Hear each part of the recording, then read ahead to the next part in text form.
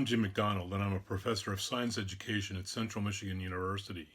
I am on sabbatical assignment at a local elementary school, and I did my National Geographic Capstone project with a first grade class on habitats. This project was completed at Clare Primary School, which is a K-4 school located in Clare, Michigan, which is a rural community.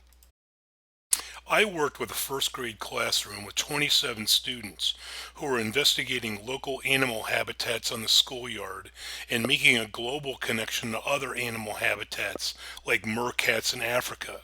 Our central question was, how do humans and animals live in the same space? This was a series of 5 lessons that integrated reading, science, social studies, the National Geographic Learning Framework, and resources into instruction. Since we were introducing animal habitats for the first time, we went over different types of habitats, a variety of animals, and the food that they ate.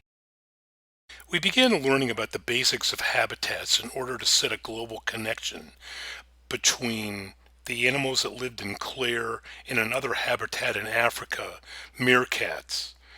We discussed meerkats and how they needed to survive and how they lived in a close community and the food that they ate to generate interest in what we were doing. Students started talking about an animal that they knew really well, where it lived and what it ate. Then we read a book about habitats. Students collaborated when they investigated the schoolyard. Students used hand lenses to investigate the different ecosystems in our schoolyard. Being observant leads to a concern for the natural world and how it connects to our own lives. The natural world is not separate from the human world. They intersect. Going outside and finding local animals in our school grounds, like worms, ants, grasshoppers, and birds, helped the students to begin the development of an ecological perspective, and that everything must have its own space, humans and animals, and how can we get along with one another.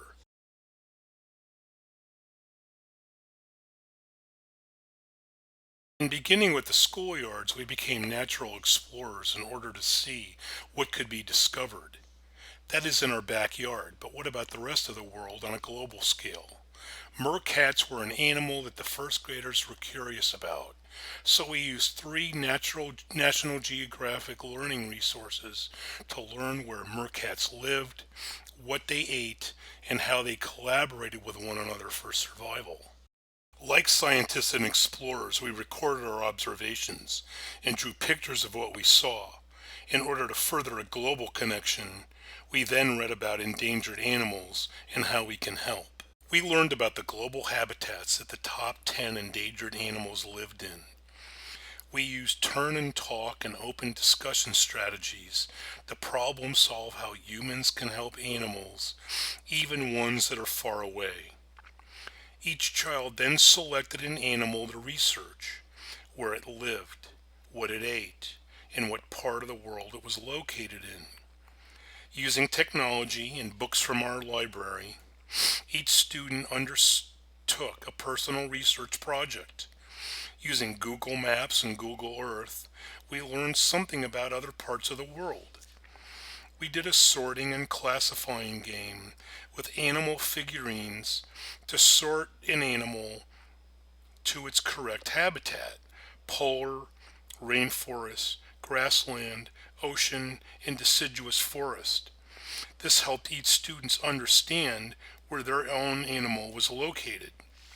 Students made a poster of their animal in its habitat and presented it to another class of first graders. In our science notebooks, each student wrote about how humans could help their animal. At the conclusion of the unit, I interviewed several students about our habitat unit. Sophia told me that she loved going outside the school to be an explorer. Paul stated he learned new things about the cheetah he researched, what it ate, how they caught prey, and how fast they were. Taylor said she enjoyed the meerkats. She had not known anything about them before. Thomas J. liked that humans can help animals out on the schoolyard or in Africa by giving them enough space to hunt and eat. Colt liked all the animals found in the schoolyard like grasshoppers, ants, earthworms, and birds. The hand lenses helped get a good look at him. Thomas M. was excited to tell me all that he had learned and found out about killer whales in the ocean and how we can help them by getting rid of plastics. What did I learn by doing this project? I learned about a lot of new National Geographic resources and the learning framework that I can use in my own teaching.